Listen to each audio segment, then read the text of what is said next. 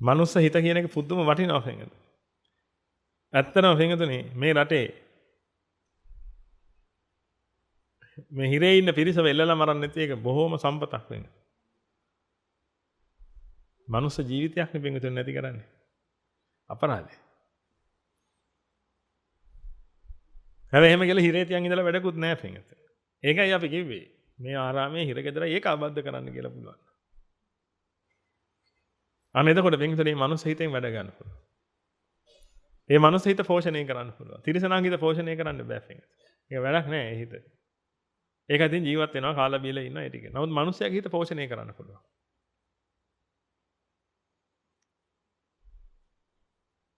ඒක කිසිම මනුස්සයෙක් ඝාතනය කරන්න හොඳ නෑ පින්වතුනි. ඒක මහා අපරාධයක්.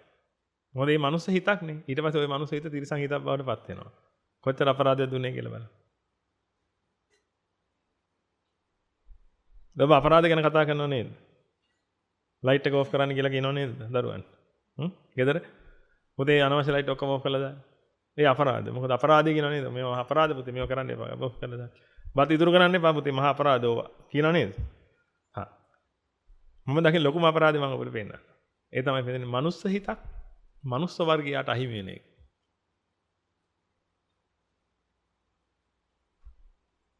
මොකද මැරෙන එකම මනුස්ස හිතක් අපි ආයි මනුස්ස හිත වෙන්නේ නැහැ. ඒකයි වැඩේ. ඒ මනුස්ස හිත ඔක්කොම මෙතන තිරිසන් හිත හෝ පෙරේත හිත බවට පත් වෙනවා.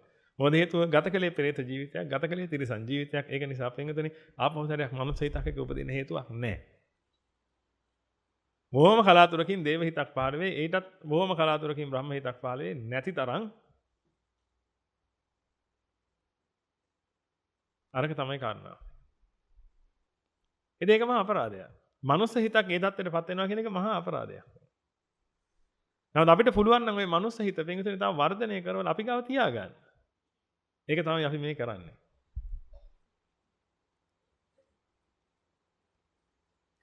ඒ මනුස්ස හිත වර්ධනය කර පින්විතනේ මනුස්ස ලෝකේ තියාගන්න. දැන් ඔබ මේ මාර්ගයේ වඩාගෙන හිමීට මෙලි ඉස්සරහට යනකොට පින්විතනේ අපි හිතමු බැරි වෙලා හරි ඔබ මැරුණා. හරි නේද වචනේ? බැරි වෙලා හරි මැරුණා. මැරෙන්නේ නෙමෙයි ඉන්නේ බැරි වෙලා හරි මැරුණා.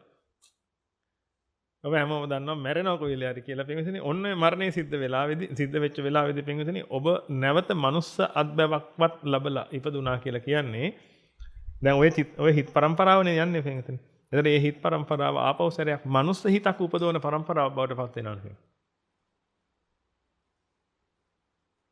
දුක කිනේ මිනිසත් බව ලැබගන්නේ නේ.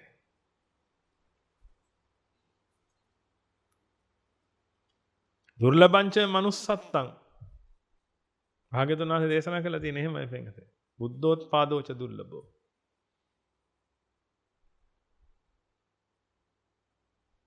ඒකයි කාරණාව පින්වත. දැන් අපිට දුර්ලභංච manussත්තං මහා දුර්ලභ අවස්ථාවක් ලැබිලා තියෙන පින්වතුනි මනුස්ස ස්වභාවයක ඉන්න. ඔබ ඔය දන්න හැම කෙනාම එහෙමයි. ඔබේ ගෙදර වැඩ කරන කෙනා හෝ වේවා, ඔබගේ ස්වාමි පුරුෂයා බිරිඳ හෝ වේවා, දුවා දරුවෝ හෝ වේවා, අම්මා තාත්තා හෝ වේවා, එහෙම නැත්නම් ඔබගේ බොස් හෝ වේවා, කවුරු හරි පින්වතුනි ඔය කියන හැම කෙනෙක්ම සමහරට ඔබට අඩන් තේට්ටම් කරන එහා ගෙදර මිනිස්සයා. බස් එකට නැග්ගාම ඔබට කරදර කරන අර අසමජ්ජාති මිනිහා. කවුරු හරි පින්වතුනි. ඔය ඔක්කොම මනුස්ස හිත් පින්වතුනි. ඔය දියුණු කරන්න පුළුවන් පින්වතුනි. අපරාධේ. ඉතින් අපි හරි සතුටුයි පින්වතුනි රාජ්‍යවල ක්‍රියාත්මක වෙලා පුරන් වෙච්ච කුඹුරු ඔක්කොම මක් කරනවද? අස්සද්දනවා. නමුත් පුරන් වෙච්ච හිත් මරලා දානවා.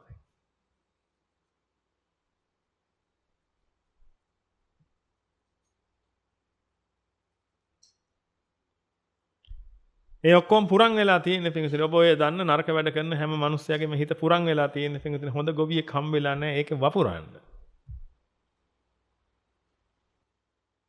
කුඹරක ස්වභාවය තමයි පුරන් වෙන එක. අතහැරලා දැම්මොත් පුරන් වෙනවා. කවුරු හරි ඉන්නවද දන්න කෙනෙක් දක්ෂයෙක් කියනවද කුඹරක් පුරන් කරන්න හැකියාව තියෙන.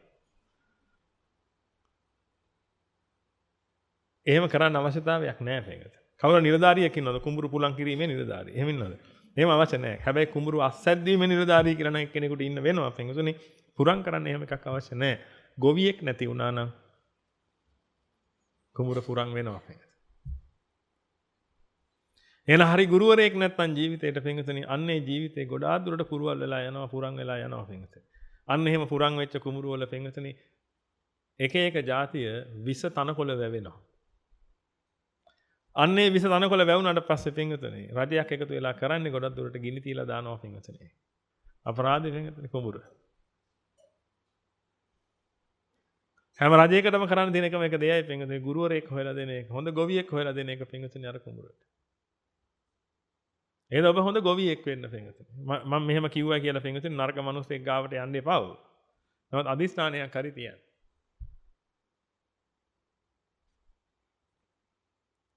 අදිස්ථානයක් හරි තියන්න පින්වතුනි. ඔබ නරක මිනිස්සෙක් දැක්කොත් කවදාක්වත් පින්වතුනි මේ මිනිහයාට සාප කරන්න එපා. මේවා ගන්න අදිස්ථානය.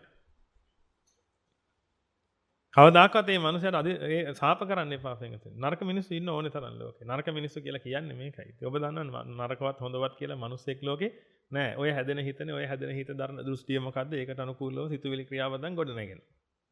මොන ධර්මයේ? අද ඔබ නරක මිනිස්සෙක් දකින්නවා කියලා කියන්නේ පින්වතුනි අර හිත හැදුනා. ඒ හිත හැදෙනකොට ඒ වෙලාවට ආපු දෘෂ්ටියක් තිබුණා. පීඩාව නිසා ඒ දෘෂ්ටිය ඇවිදilla පින්වතුනි මොකද උනේ?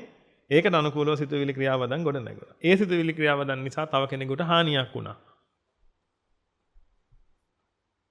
ඒක නිසා දැන් මේ මිනිසයා පව්කාරයෙක් බවට පත් වෙලා තියෙනවා. නමුත් මේ පව්කාර අවස්ථාව පින්වතුනි සමහරට එක තප්පරයයි තියෙන විනාඩියයි තියෙන විනාඩි දෙකයි තියෙන්නේ. ඒ විනාඩි දෙක දක්වාම හිතේ මේ පීඩාව තිබුණා පින්වතුනි. ඔබට කේන්ති ගිය අවස්ථාවල් බලන්න.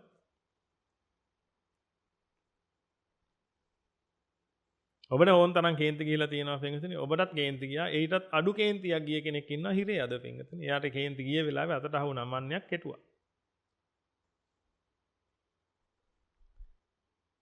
ඔබට කේන්ති ගිය වෙලාවට පින්වතුනි ඔබ ගලක් ගත්තා ගැහුවා ඔබ වැදුන්නේ නැහැ. ඒක නිසා අද ඔබ තාම හිරේ නැහැ පින්වතුනි. අර මිනිස්සයා හිරේ මොකද ඒක වැදුනා. එහෙනම් මේ මිනිස්සයා අද හිරේ ඉන්නේ ඔබ හිරේ ඉන්නේ නැත්තේ පින්වතුනි ඔබගේ ඒම් එක හොඳ නැති හින්දා නෙමෙයිද? ඒ කියන්නේ ඔබට ඒම් කරන්න බෑ පින්වතුනි. ඔබ ඉලක්ක කරන්න බෑ දෙයක්. ඒකට පින් සිද්ධ වෙන්නේ තමයි අද ඔබ ඉන්නවත අර මිනිස්සයාගේ ඉලක්කය හරියට හරි ගියා ගහපු එක වැදුනා අර මිනිස්සයාට.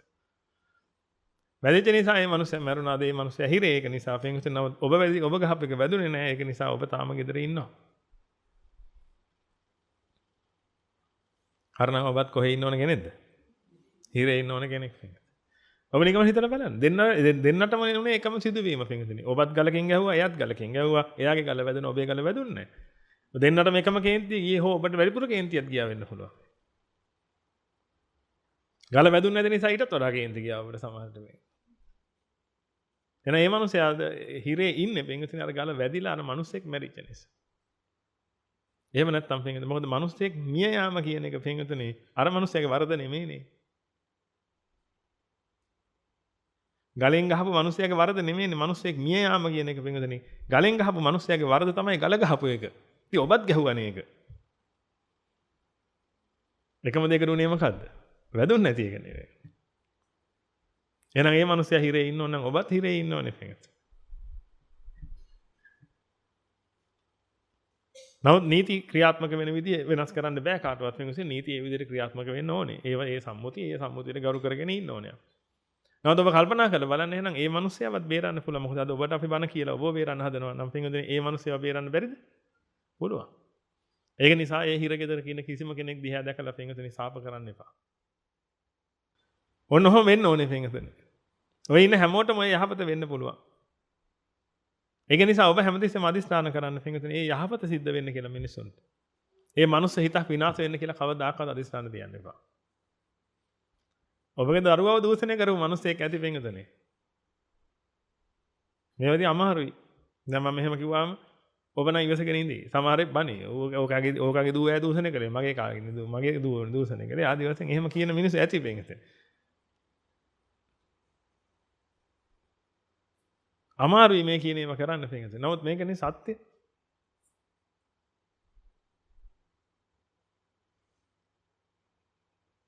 මම නම් සාමාන්‍යයෙන් එහෙමයි කරන්න පින්වතුනි. හිතන්න මගෙන් කවුරු හරි ණයට සල්ලි ගත්තා. දැන් මිනිහා ණය ගෙවා ගන්න විදිහක් නැහැ මනුස්සයාට. මට ක්‍රම දෙකක් තියෙනවා කරන්න. එකක් තමයි ආණ්ඩුවට කියලා රජතුමාට කියලා ඉල්ලලා මම එකක හිත කසා දාන්න. අනිත් ක්‍රමය තමයි කොහොම හරි සල්ලි ටික ගන්න. දැන් මේක හිත කසා දැම්මාට පස්සේ මට මොනවද හම්බ වෙන්නේ? ඒක බෙල්ල. ඔයාලා බෙල්ල ගෙනවාද අරක නම් බෑ මේක ගනින් කියලා. සල්ලි දෙන්න ඉදියක් නැහැ මේකවත් ගනින්. එහෙනම් බෙල්ල තමයි ගන්න වෙන්නේ. හැබැයි අපිට පුළුවන් නම් වෙන්තුනි අර මිනිහයාට එන්න කියලා ඒ මිනිහයාගේ ව්‍යාපාරයේ තියෙන දොස් කටයුතු මොනවා හරි හොයලා ඒ ව්‍යාපාර කඩා වැටෙන්න හේතු මොනවා හරි හොයලා ඉවරලා වෙන්තුනි අන්න ඒකට පිළිසරණක් කියන්න. ඒ මිනිහයාට ඒක කියලා දෙන්න. මෙන්න ඔය ඔතනයි දෝෂේ තියෙන්නේ. ඕක අයින් කරගන්න. මෙන්න මෙහෙම ඕක කරන්න. කරලා දිනු කරන්න. ඕන්න මම තව කොටසක් දෙන්න. මේකත් දාලා දැන් පටන් ගන්න මේක. ඔය දෙකම මට එකපාර දෙන්න. එහෙම වුණා නම් වෙන්තුනි ඒ මිනිහයා දිනු වෙලා ඒ මිනිහයාගේ දරුවොත් ඔක්කොම බත් ටිකක් කාලා ජීවත් වෙනවා. අනිත් පැත්තෙන් අපේ සල්ලි ටිකත් අපිට හම්බ වෙලා. අන්න ඒක නිසා ඔබ හැමතිස්සෙම ඔළුවට ගන්න පොසිටිව් අප්‍රෝච් එකක් ගන්න හැමතිස්සෙම ජීවිතේ.